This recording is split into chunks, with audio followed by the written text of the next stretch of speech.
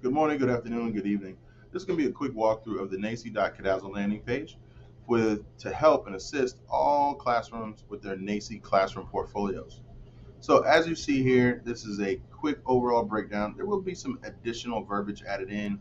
So if you get this video and it's changed a little bit, don't be too surprised. But we're going to go into the example side of toddler forms.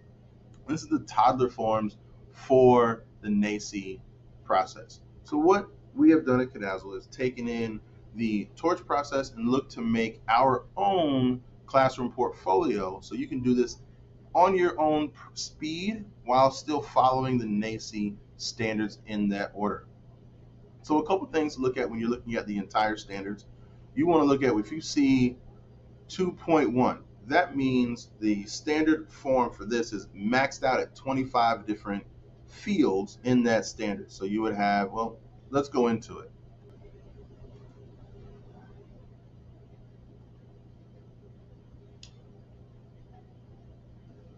All right, so now when you click on the naeyc 2.1 standard, you'll come to this form, and you're just going to say, hey, start filling out. This can be done from your cell phone.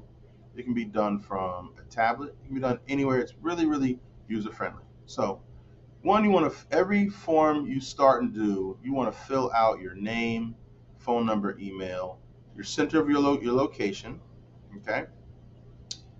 All right, and then we also your classroom number. So your teacher, your director will and should have a number which the classroom you would be located in, and it's by age. So you have the info room, where usually is room 1, and so forth and so on. So as we go into 2.1, the naeyc standard, it's going to ask about 2A.2, example number 1. Here's where you'll give your description of what it is. So it says show and describe 2 examples of how you change classroom materials or equipment as children's skill level changes over time. We can go into a description of easily saying that we have rotating materials to match all of the children's needs based off of developmental matrix. Okay, so in this, where you place the picture, you would upload a picture of that where you have rotating materials, or you look at your shelves or your closet where you have additional materials that will show how you are able to rotate materials across the board. And you can do 2 examples of that, and then that would consist of the 2A2 example number 1. If you scroll down on your tablet or phone, you would do the exact same thing, going through the process. Again, show and describe 2 examples of how you change classroom materials or equipment as children's needs change over time. So they want additional information. You could even go into describing how you use an individual lesson plan or individualization on your lesson plan, and go into showing additional materials across the board. And you would continue down this process all the way down, and we're going to skip all the way down to the very end, which comes into 2J.6.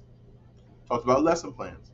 So again, this is about 25 different fields or areas where you can upload information. And when you save it, you'll be able to preview it as a PDF and also save it. So from here, this will allow you to go into and break down your classroom portfolio across the board. It is also our goal and intent that as you submit, you will be able to know which fields you may be missing, so that you'll be able to go back and do all of those correctly.